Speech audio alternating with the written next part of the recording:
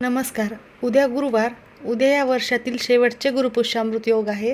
कोणत्याही परिस्थितीत सकाळीच लावा इथे एक असा दिवा.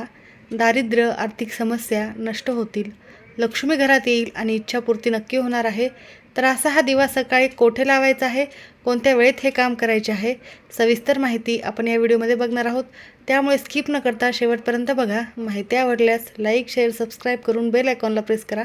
कमेंट बॉक्समध्ये ओम नमो भगवते वासुदेवाय नमः, ओम श्री महालक्ष्मी नमो नमः लिहायला अजिबात विसरू नका. आणि याच दिवशी शुभयोग आलेला आहे, तो म्हणजे विनायकी चतुर्थीचा. म्हणून ओम गण गणपते नमः हा मंत्र देखील लिहायला अजिबात विसरू नका. किंवा तुमच्या गुरूंचे नाव देखील लिहू शकता. गुरु म्हणजे गुरुवार आणि गुरुग्रहामध्ये बृहस्पती हा गुरु, जो ज्ञान, भाग्य आणि समृद्धीचे कारक मानला आहे. त्यासोबतच पुष्य म्हणजे हे 27 नक्षत्रांपैकी 8वे नक्षत्र आहे. याला नक्षत्राचा राजा मानले गेलेले आहे. पुष्य नक्षत्राचा मूळ अर्थ होतो पोषण करणारा, आणि अमृत म्हणजे याचा अर्थ असा होतो की शुभ फळ देणारा, ज्याचे परिणाम कधीही नष्ट होत नाहीत, अमर राहतात. अशा प्रकारे थोडक्यात जेव्हा गुरुवारी पुष्य नक्षत्र येते तेव्हा तयार होणाऱ्या या दुर्मिळ योगाला गुरुपुष्यामृत योग असे म्हणतात. याला सर्वार्थ सिद्धी योग देखील म्हणतात. या दिवशी केलेले कोणतेही शुभ कार्य यशस्वी होतेच, म्हणून याला स्वयंसिद्ध मुहूर्त देखील मानले जाते. या मुहूर्तावर घेतलेली कोणतीही वस्तू, उदाहरणार्थ सोने, जमीन, या घरामध्ये कायम टिकत असतात, त्यांची वाढ होते. मैत्रिणींनो, लक्षात ठेवा, हा दिवस साधासुद्धा नाही आहे, अत्यंत महत्त्वाचा दिवस आहे. गुरुपुष्यामृत योग हा क्वचितच दिवशी येत असतो.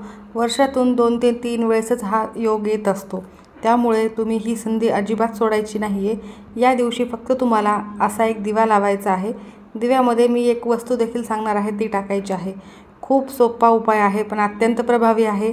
साक्षात माता लक्ष्मी तुमच्या घरामध्ये कायम वास करेल. या दिवशी केलेले कोणतेही शुभ कार्य हे वाया जात नाही, म्हणून तुम्हाला हा साधा, सोपा आणि प्रभावी उपाय आवर्जून करायचा आहे. या मुहूर्तावर घेतलेली कोणतीही वस्तू देखील कायम टिकून राहत असते. हा योग माता लक्ष्मी आणि गुरुग्रहाच्या आशीर्वादाने युक्त परिपूर्ण असतो. त्यामुळे आर्थिक गुंतवणुकीसाठी देखील सर्वोत्तम काळ हा मानला जातो. या योगामध्ये इतर अनेक अशुभ योगांचा प्रभाव नष्ट करण्याची शक्ती असते. इतका प्रभावी दिवस असल्यानंतर तुम्हाला ही संधीही सोडायची नाही आहे. या दिवशी गुरुमंत्राचा जप करणे, आध्यात्मिक गुरूंची सेवा करणे, नवीन विद्या ग्रहण करणे अत्यंत फलदायी मानले जाते. जरी हा योग अत्यंत शुभ असला तरी या दिवशी विवाह म्हणजे लग्न केले जात नाही, कारण पुष्य नक्षत्राला विवाह हा वर्ज्य मानला गेलेला आहे. त्यासोबतच या दिवशी योग्य वेळी सोने, चांदी खरेदी करणे, मौल्यवान वस्तूंची खरेदी करणे अत्यंत शुभ मानले जाते. नवीन व्यवसायाची सुरुवात करणे, घर, वाहन खरेदी करणे हे देखील शुभ आहे. हा केवळ खरेदीचा दिवस नसून आध्यात्मिक प्रगती, उपासना, साधना, सेवा, उपाय करण्यासाठी देखील विशेष मानला जातो. तर तुम्हाला हा उपाय करण्यासाठी गुरुवारी सकाळी लवकर उठायचे आहे. त्यानंतर स्नान करायचे आहे. अंघोळीच्या पाण्यामध्ये तुम्हाला आवर्जून चिमूटभर हळद टाकायची आहे, थोडेसे गंगाजल टाकायचे आहे आणि थोडेसे तुम्ही खडे मीठ किंवा संदैव मीठ टाकू शकता. त्यानंतर तुम्हाला स्वच्छ स्नान करायचे आहे. यामुळे तुमच्या अंगातील सर्व नकारात्मकता दूर होते. त्यासोबतच गुरुवारी पाण्यामध्ये हळद टाकून स्नान केल्याने गुरुग्रह हा मजबूत होत असतो. स्नान करून झाल्यानंतर घरातील मुख्य प्रवेशद्वार तुम्हाला स्वच्छ करून घ्यायचे आहे. उंबरठ्यावर तुम्हाला या दिवशी लेपन देखील आवर्जून करायचे आहे. त्यासोबतच गोमूत्र आणि हळदीने एकत्र करून तुम्हाला तुमच्या मुख्य प्रवेशद्वारावर एक स्वस्तिक काढायचे आहे. स्वस्तिक हे मांगल्याचे प्रतीक आहे. अशा प्रकारे तुम्ही जर स्वस्तिक गुरुपुष्यामृत योगाच्या दिवशी काढले तर साक्षात माता लक्ष्मी तुमच्या घरी कायम येणार आहे. त्यासोबतच या दिवशी तुम्हाला भगवान विष्णूंची, माता लक्ष्मीची विशेष पूजा करायची आहे. कुलदेवीचे नामस्मरण करायचे आहे. कुलदेवीचा मंत्र जप करायचा आहे. या दिवशी तुम्ही जितकी जास्तीत जास्त सेवा कराल तिथे तुम्हाला पुण्यफळ प्राप्त होत असते, कारण हा योग क्वचितच येत असतो. त्यासोबतच घर आणि अंगणात हळद आणि गोमूत्र मिश्रित जर तुम्ही पाणी शिंपडले तर नकारात्मकता दूर होते. एका तांब्यामध्ये किंवा ग्लासमध्ये स्वच्छ पाणी घ्यायचे आहे. त्यामध्ये चिमूटभर हळद आणि गोमूत्र थोडेसे टाकायचे आहे. तुमच्या अंगणात, तुमच्या उंबरठ्यावर आणि उंबरठ्याच्या बाहेर सर्वत्र घरभर जरी तुम्ही थोडे थोडे हे पाणी शिंपडले तर नकारात्मकता ही नक्कीच दूर होईल. त्यासोबत अजून एक महत्त्वाचा उपाय, किचनमधील भिंतीवर देखील तुम्हाला स्वच्छ भिंत करून तिथे थोडीशी वाटीमध्ये हळद घ्यायची आहे आणि थोडेसे तूप टाकायचे आहे आणि याने तुम्हाला त्या भिंतीवर एक स्वस्तिक काढायचे आहे. त्यासोबतच या ठिकाणी तुपाचा दिवा लावायचा आहे. हा देखील उपाय अतिशय प्रभावी ठरणार आहे.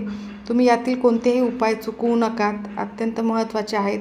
तूप हे माता लक्ष्मीला अतिशय प्रिय आहे आणि तुम्ही गुरुपुष्यामृत योगाच्या दिवशी असा तुपाचा दिवा जर तुमच्या स्वयंपाकघरामध्ये लावला तर अन्नपूर्णा देवीचा, माता लक्ष्मीचा आशीर्वाद प्राप्त होईल. सुख, समृद्धी, धन, सौभाग्य प्राप्ती होईल. तर या दिवशी तुम्हाला अजून काय करायचे आहे आणि काय नाही, तर सोने चांदी खरेदी करणे, लक्ष्मीकारक वस्तू खरेदी करणे अत्यंत शुभ आहे. पूजा, जप, तप आणि दान आवर्जून करायचे आहे. नवीन गुंतवणूक या दिवशी केली तर शुभ ठरेल. त्यासोबतच या दिवशी काय टाळायचे आहे, शक्यतो तामसिक पदार्थाचे सेवन या दिवशी टाळा. वादविवाद, भांडणे या दिवशी टाळायचे आहेत. या दिवशी जास्तीत जास्त सकारात्मक विचार, मंत्र, जप, सेवा ह्या करायच्या आहेत. वेळ न वाया घालवता मी तुम्हाला सुरुवातीलाच 2 ते 3 उपाय अतिशय प्रभावी सांगितलेले आहेत. तर हे उपाय तुम्हाला सकाळीच करायचे आहेत. स्नान झाले की लगेचच तुम्ही देवघरातील देवांची विधिवत पूजा करून झाल्यानंतर हे उपाय लगेचच करू शकता आणि त्यासोबतच असा हा दिवा देखील लावायचा आहे. दिव्याच्या उपायाला फारसा वेळ लागणार नाही आहे आणि सांगायला देखील वेळ लागणार नाही आहे, परंतु आधीचे जे उपाय सांगितलेले आहेत ते देखील अतिशय महत्त्वाचे आहेत आणि एकाच व्हिडिओमध्ये मी जास्तीत जास्त माहिती देण्याचा प्रयत्न केलेला आहे. त्यामुळे आता दिव्याचा उपाय आपण लगेच बघूयात. कारण या दिवशी केलेली कोणती साधना, नामजप, दानधर्म आणि तुम्ही जे काही उपाय कराल त्याचे अनेक पटीने फळ प्राप्त होणार आहे. या दिवशी वातावरणामध्ये सकारात्मक लहरी या जास्त प्रमाणामध्ये सक्रिय असतात. माता लक्ष्मी सूक्ष्म स्वरूपामध्ये आपल्या आजूबाजूला वास करत असते. कारण गुरुपुष्यामृत योग हा साक्षात माता लक्ष्मीला समर्पित दिवस आहे. म्हणून तुम्हाला लक्ष्मीला आकर्षित करण्यासाठीच हा उपाय करायचा आहे.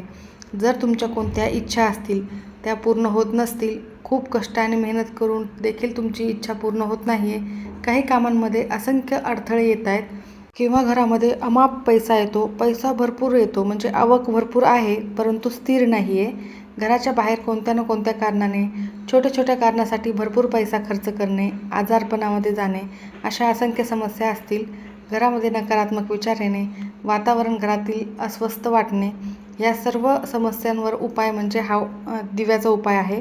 कारण दिवा हा ज्ञानाचे, सकारात्मकतेचे प्रतीक आहे. गुरु हा ज्ञानाचा कारक आहे.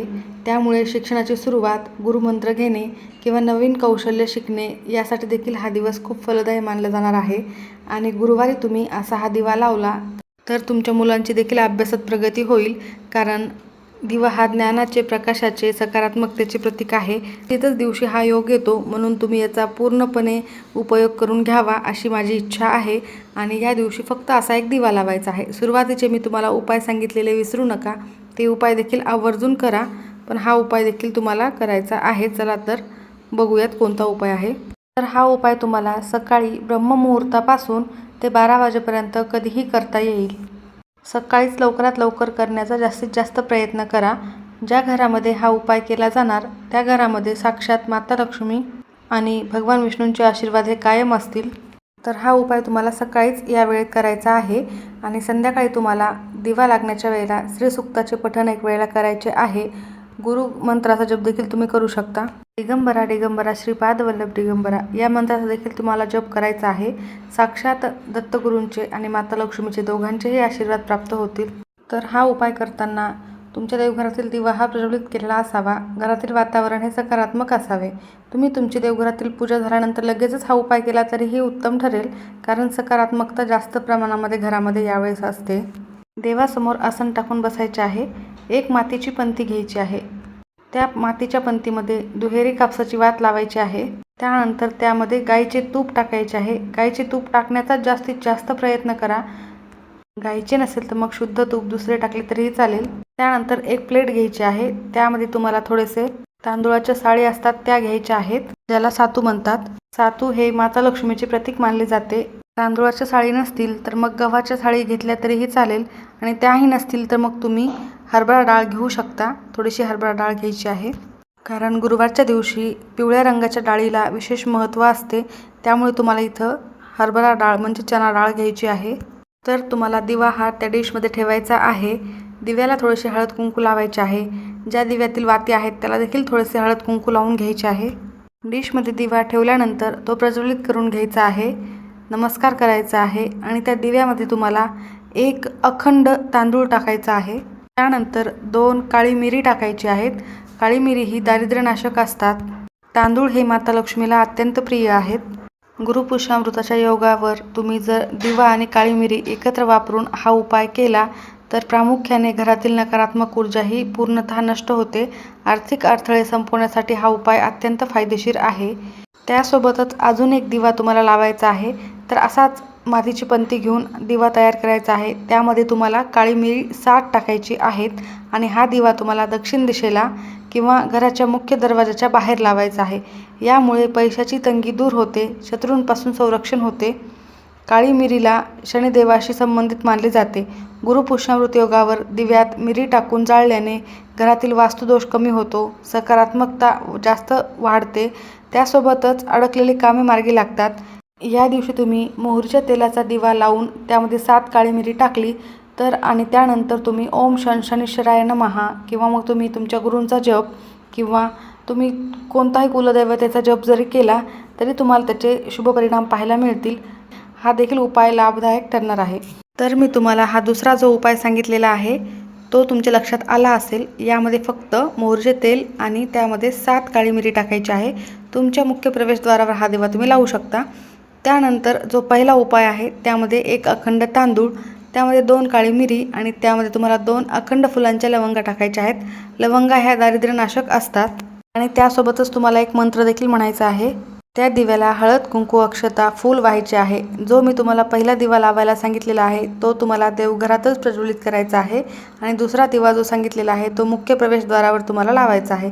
तुमच्या लक्षात उपाय आलेले असतील. सविस्तर व्हिडिओ शांतपणे ऐका. नक्कीच तुम्हाला हे उपाय व्यवस्थितपणे बघायला मिळतील.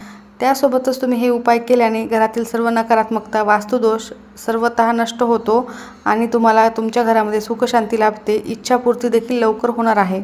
तर तुम्ही देवाजवळ जो दिवा लावलेला आहे तो लावल्यानंतर तुम्हाला तिथेच बसून कमलात्मक मंत्राचा कमीत कमी 11 वेळेला जप करायचा आहे किंवा ओम ह्रीं श्रीं महालक्ष्मी नमो नमः हा मंत्र देखील तुम्ही जप करू शकता. हा देखील केला तरीही चालेल. 11 वेळेस हा जप करायचा आहे. 1 वेळेला महालक्ष्मी अष्टकमचे पठण करायचे आहे. 1 वेळेला लक्ष्मी स्तोत्राचे पठण करायचे आहे. शक्य झाल्यास 1 वेळेला श्री सुक्तमचे पठण करायचे आहे. 16 वेळेला तुम्हाला विष्णू गायत्री मंत्र म्हणायचा आहे आणि कमलात्मक मंत्र देखील तुम्ही 16 वेळेला म्हटला तरीही उत्तम ठरेल. तर दिवसभर तुम्हाला हा दिवा तसाच ठेवायचा आहे. सकाळी लावलेला असेल तर दिवसभर तेवत राहील याची काळजी घ्यायची आहे. माता लक्ष्मीला मनोभावे प्रार्थना करायची आहे.